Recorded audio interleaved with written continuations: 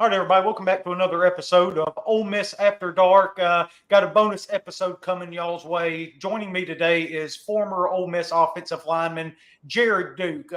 Jared played on some really good Ole Miss teams, some really pivotal Ole Miss teams from a program standpoint. Went through that transition when Hugh Freeze got hired and played a big role on the offensive line for 4 years. In particular, that 2013 year, though, that was Hugh Freeze's second year. I think you ended up starting 12 games that year, if I'm not mistaken. Is that right? Uh, I honestly don't even have a count Yeah. of it.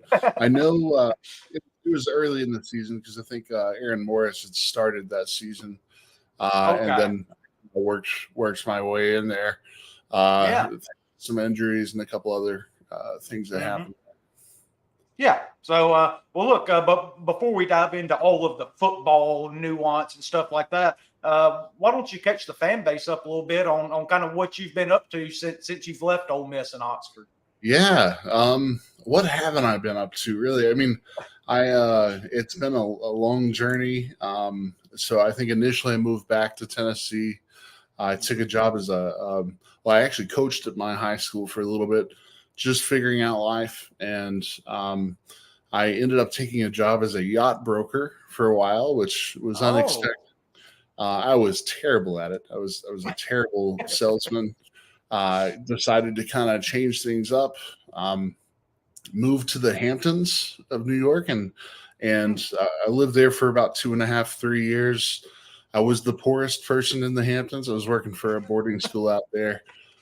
Really cool place, unlike anything else.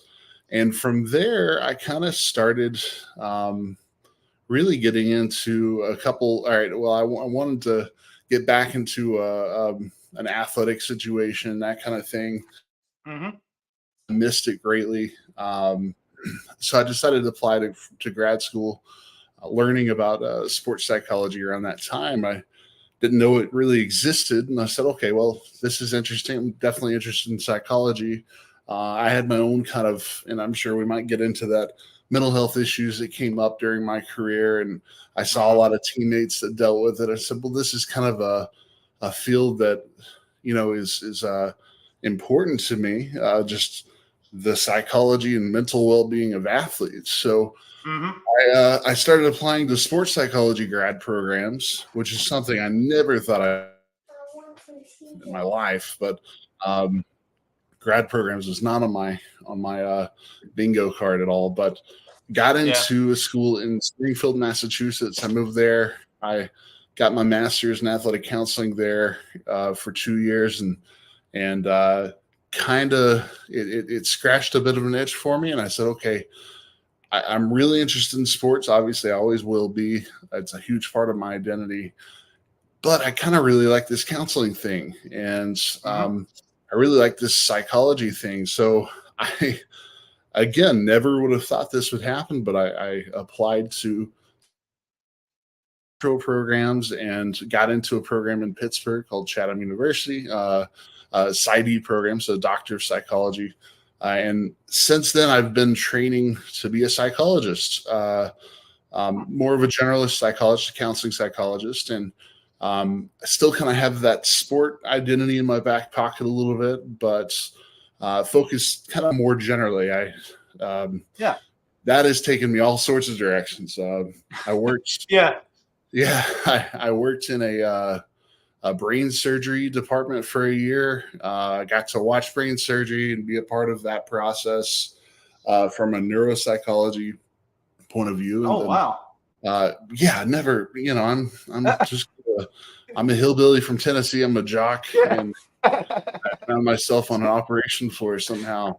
Um, but extremely blessed to have those opportunities, and now I'm done with school. I've still got a couple different milestones to get that doctorate. So I've moved back to Tennessee. I'm back in Cleveland, Tennessee, so Chattanooga area. I took a job as a Yeah. psychometrist there. Good to be back in the South. It's pretty hot down here where I've Yeah. been in the last 10 years or whatever. But it's good to be back. Good to be around family. Hmm. We had our first daughter, and you know, we're just living life. I'm working on my dissertation, and then I'll have a year to kind of figure out where I'm going to be next, and then the doctoral process. I'll need to get a internship, a year long kind of residency deal. So trying to decide where that's going to be for next year and apply to those programs, and then finally I'll be done with the school thing. So who knows what's next after that. Yeah, so that's actually really interesting because if I have this right, you talking about the sports psychology, the mental health side of sports, whether it be football, basketball, baseball, anything really in college athletics. That's a really big thing going on right now. It was last year, year before, something like that, where Ole Miss announced this big mental health initiative, particularly within the football program, if I'm remembering it right. And I didn't know we were going to talk about this, so I didn't look it up, or I'd have it all in front of me. But I think like all the coaches, Lane Kiffin, all the assistants, people within that building all go through these mental health, if you want to call it classes, seminars, stuff like that, to help recognize signs and stuff like that for players that are struggling. So, you know, it's kind of interesting how you're going through that, and your alma mater now, what was almost kind of on the cutting edge. You know, I think they were one of the first, if not the first, Power 5 program to have every coach in that building go through something like that. Yeah, they were. So I was talking to, I consider our mentor, Josie Nicholson, Dr. Josie Nicholson. She's the head psychologist at Ole Miss. We kind of, I didn't really know her when I was there, and I think she was housed in the counseling center, that kind of thing. But she sort of became a bit of a mentor, not a bit of an actual mentor for me. And she's helped me along the way, kind of guiding me, because there's no real clear cut path right now for sports psychologists and in general. So she's helped me a lot. And I was in touch with her. I've been in touch with her for this entire process, the last 7 years, probably. And she actually told me that was going to be happening. I was just, it's mind blowing to me. It's also kind of inspired my dissertation about mental health literacy and coaches in general. And it's cool to see that transpire. Just, it's such a big moment. So it's a mental health first aid class. And regrettably, I don't know a ton about that process specifically. I'm learning more and more as I do research, but it's such an impressive thing to get a group of coaches to go through that, because they're incredibly busy, and that takes a lot of time. I definitely applaud Coach Kiffin for doing that, and applaud Josie. I think Josie is just one of the best in the field. Honestly, I'm super lucky to, be in kind of her circle a little bit. Just she's impressive, and for them to get that through was really special. I think it's really important, and I hope to see other programs do that and follow suit. It's just it's such an important thing, because coaches are such a powerful part of that experience. And there is research that shows that athletes do experience some of these symptoms more so than the other students, right? So there's added pressures to that. There's also good things that come from sport that help alleviate that as well. When I was playing, I had access to a lot more resources, and that's a big thing. But to see the coaches get on board, I think that's kind of just it's a big moment in mental health, I think, especially in the sport context. And kind of to your point about it's a big thing with the athletes, even though y'all do have certain added bonuses, if you want to call it that other students don't have. But mental health is such an important thing in this country from coast to coast right now. It doesn't matter if you're a student athlete or just your normal person walking down the street, right? There are people out there that do need that help. So it is really encouraging seeing Kiffin and this staff and Ole Miss as a whole taking time out to take care of their players. And I think it sends a good message that, hey, if you send your son or your daughter here to Ole Miss, we have the resources and we're going to do everything we can to make sure that not only they succeed, but they're taken care of during their time.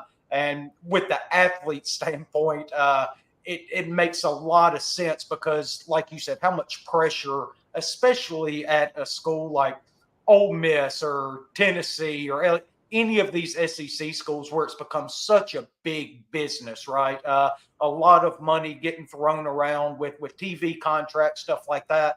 And now we're finally in an era of college football, college athletics.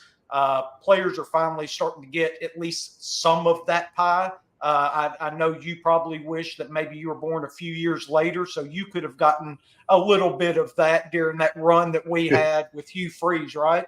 But just kind of what are your thoughts on where we're at with NIL, transfer portal? My personal opinion is I think it hurts the power schools as far as getting guys in and being able to develop them, especially the offensive line. That's the big part, right? You for example came in.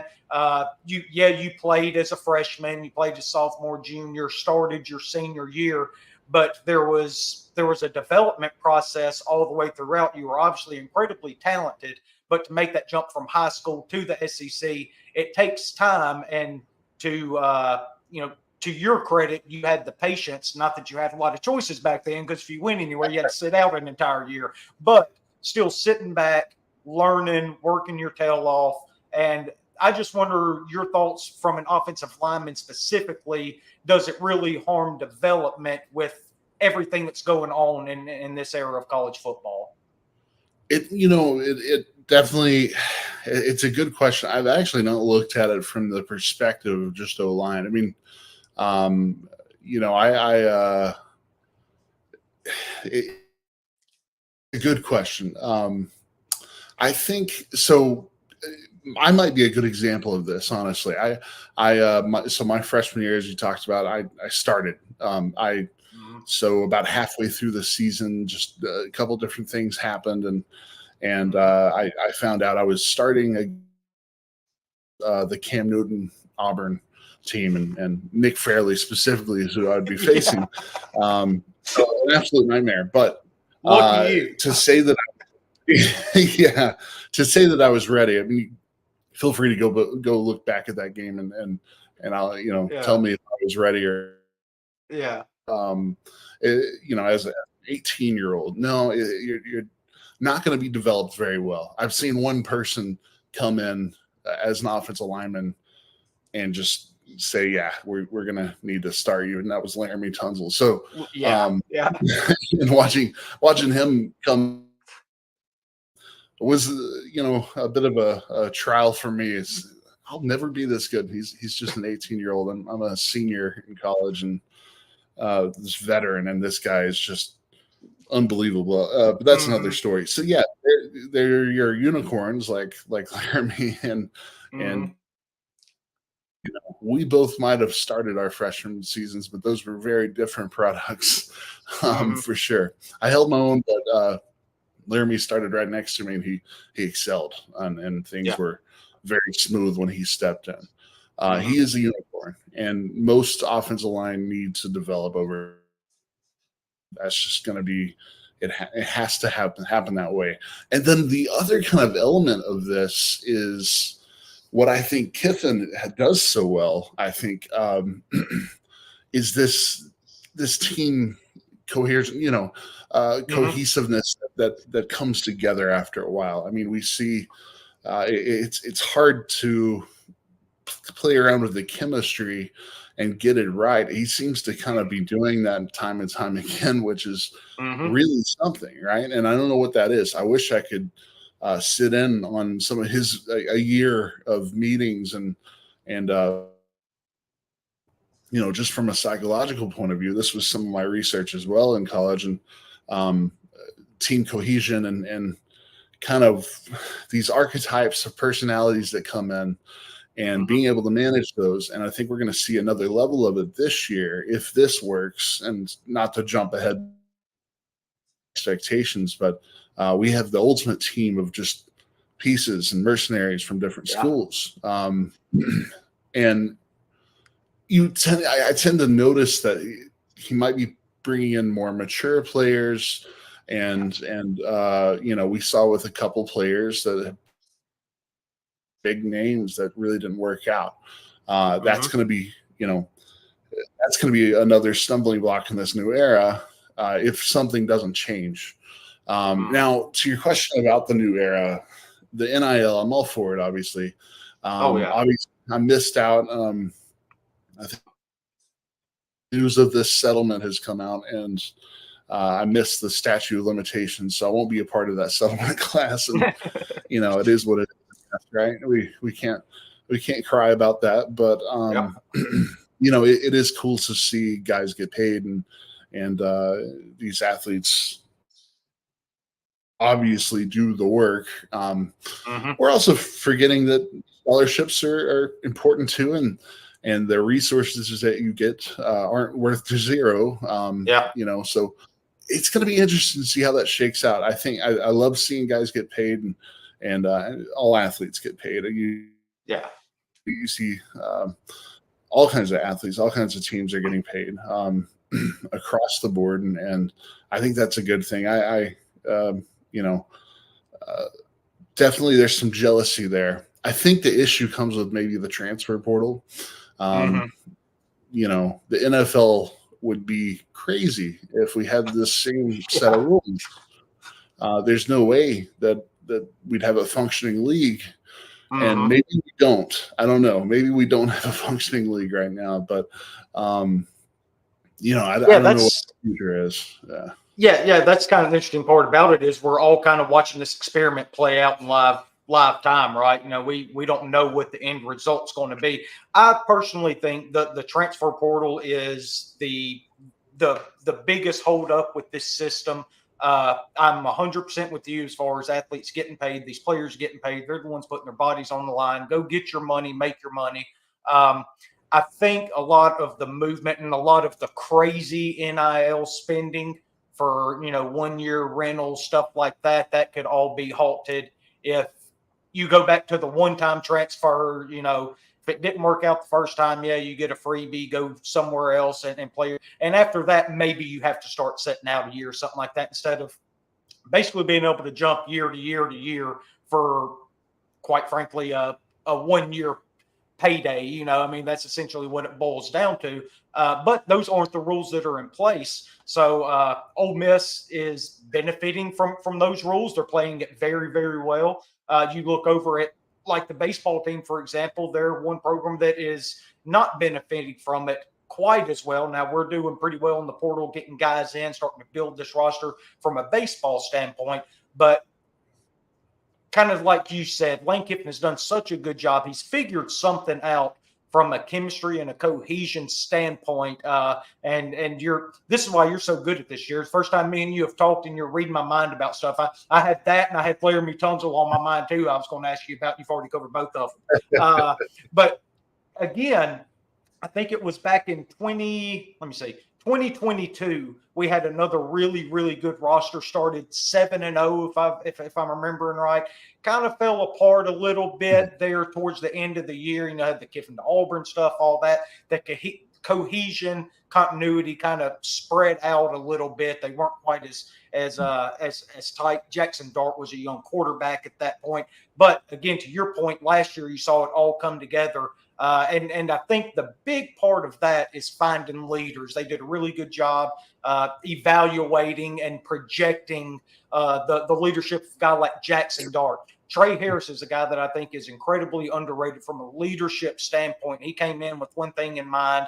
That's to play his best, be a good teammate, be a leader on this team. He's done a great job with that. And then you've got guys like Jared Ivey on the defensive line. I think he's been incredible. Caleb Warren, if we're going back to offensive line, a guy that's, you want to talk about unicorns. He's almost a unicorn in this era because this is going to be his, fourth or fifth year at Ole Miss, right? A guy that's going to stick around, play a lot of football for you. From a cohesion standpoint, though, I do want to go back to the offensive line We've brought in several offensive linemen this coming up year. A couple guys from Washington, the Scott kid from Southern Miss, with some returning guys though.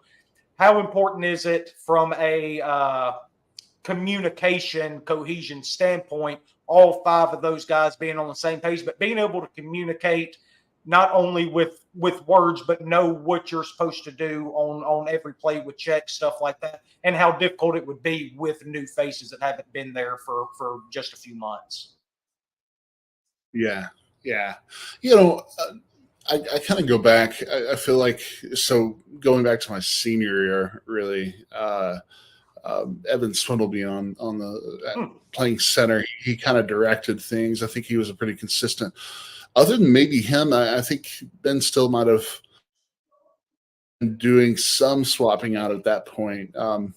It's been a while. Yeah. But if you have some consistency, I do think that having a center helps that knows the game really well and can really track things.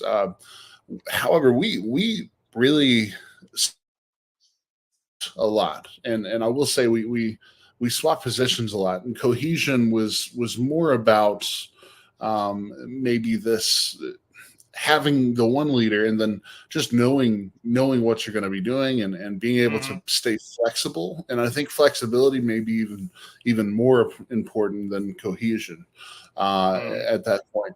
Obviously, talent doesn't hurt either. If you have someone who's, I mean, having Laramie pop in there and seeing a true freshman take a twist. I mean, the guard is kind of dependent sometimes on the tackle when it comes to any sort of game like that. And twist and I have a freshman popping in here and every couple series, that kind of thing, and switching out and he's just taking it with stride.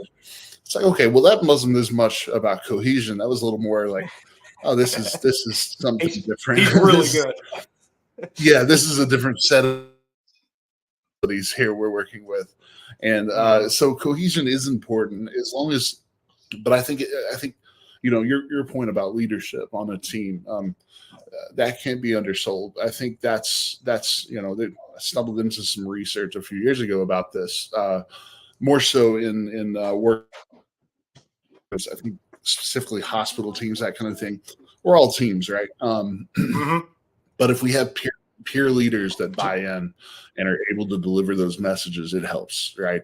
So I can think back to Emmanuel McCray that year was just, I would have to point to him as, okay, this is more of a leader in our unit, and we had some old heads in there too, but that was another big part, I think, was that leadership, and then talent and flexibility, being able to pop over to the other side if you need to. I think more of a, I was told early on the Hugh Freeze offense was, okay, we'd like to have two sets of offensive line that we can just rotate through and kind of situational. I was more of a run blocker. So if you needed to kind of grind out a game and run clock a little bit, that's when I would come in, right? But we might have Enan slide over to a guard and bring in Laramie during passing downs, that kind of thing. So staying flexible is big. And then that cohesion part, it's more important. It's more on your leaders if I had to really put it into one sentence. Yeah, that makes sense. So hopefully the Rebel offensive line, expecting big things out of them this year. Like I said, a lot of big-time transfers coming in, a lot of returning guys coming back. So there's a lot of talent up front. If we can keep Jackson Dart clean, then with the stable of receivers he has, the running back room that they have built up there in Oxford, Mississippi. It's up there for me. It's down there for you. So it's kind of in the middle a little bit, right? So I assume that you keep up with the Rebels a good bit, watch football games and stuff like that. So kind of what are you thinking? Before I get to that, though, there is one more thing I do want to ask you about. This new rule coming in for this year, Lane Kiffin's going to be in Jackson Dart's ear all the way up till 15 seconds left in the play clock. That's not fair, right? It's not fair. It's something I pointed out last year when they were trying this out, I think for the bowl games. I went researching a little bit for this video. It's an older video of when Lane was at Bama, seeing him whistle from the sideline. Yeah. I think SEC Network might have done that one, but Mm-hmm. to say it's a cheat code, I mean that's even That's underselling it a an little. underwhelming. Yeah, it really is. I've met Lane a couple times back when I was a recruit. He was at Tennessee, but I've never been in a room kind of with him strategically at all. But so I know kind of what his aura is and everything, and some of the adjustments he makes on the fly thanks to this SEC Network, that kind of thing. But just from the point of view of an offensive line, if someone's in my ear and telling me there's a corner blitzing here, going back to that communication you brought up on the offensive line, that's such an advantage. It's such an advantage. And then, I can only imagine what a quarterback is going to be able to do with that. Right. Yeah.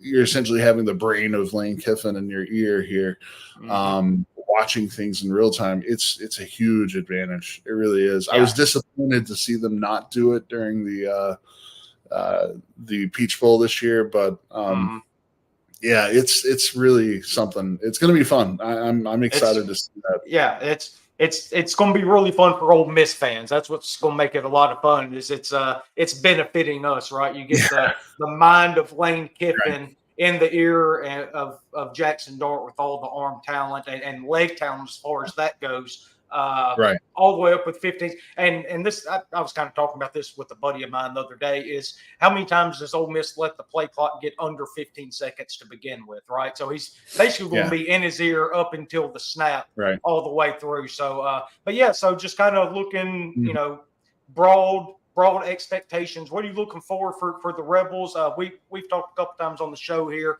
I think I've got them going 11-1, making the playoffs. But I think the baseline, what fans are looking for, is a 10-2 season, but still getting into the playoffs. Is that kind of how you're seeing things going into this season?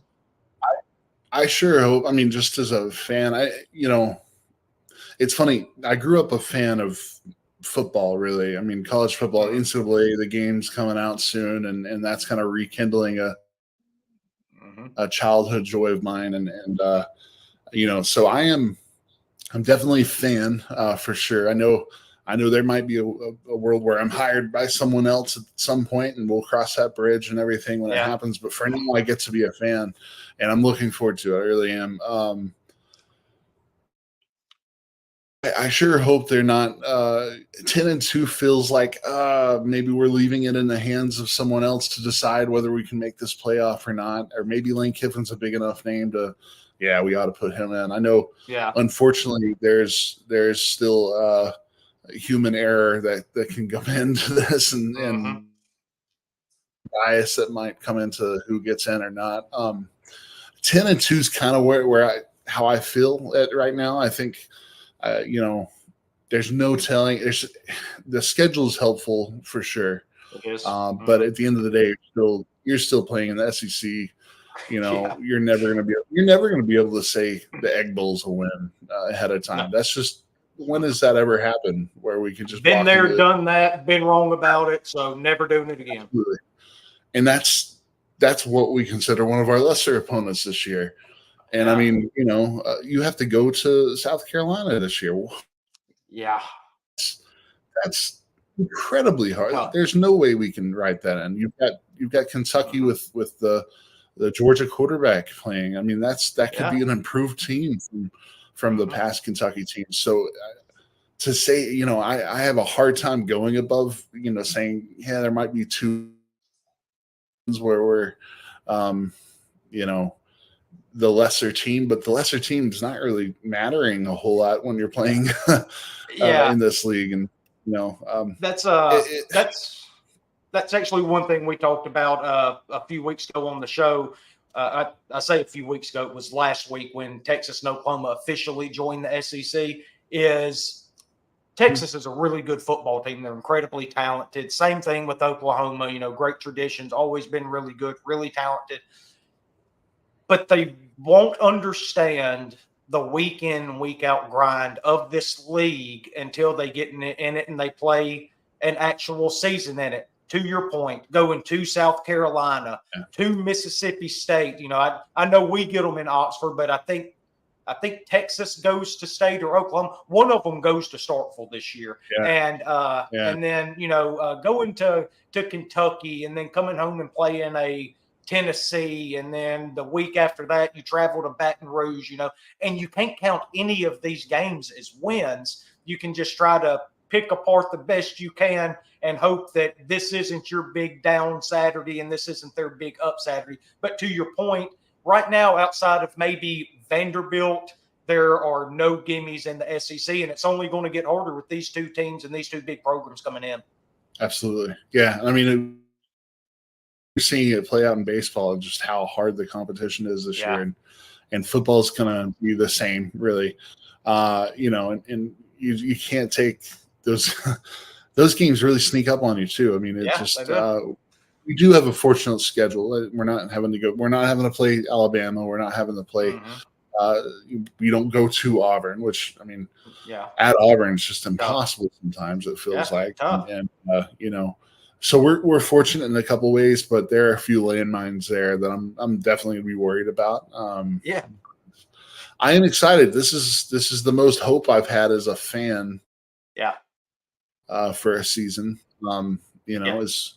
as Ted Lasso says, it's the hope that kills you. No, I guess he refutes that, but I'm excited for it.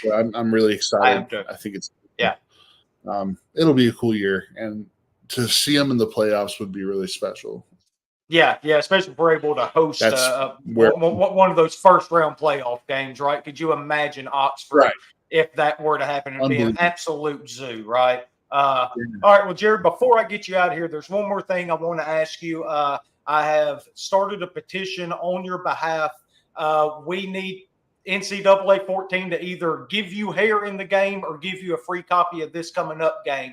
I saw your beef with them the other day, and I will not stand for it. Where do we stand? Have you gotten an answer back yet? I think I've probably I actually pre-ordered it already. Not that I'm gonna have a ton of time, but no, I think I'm being silly. Nothing I say on Twitter, maybe in real life, is too serious. But I did.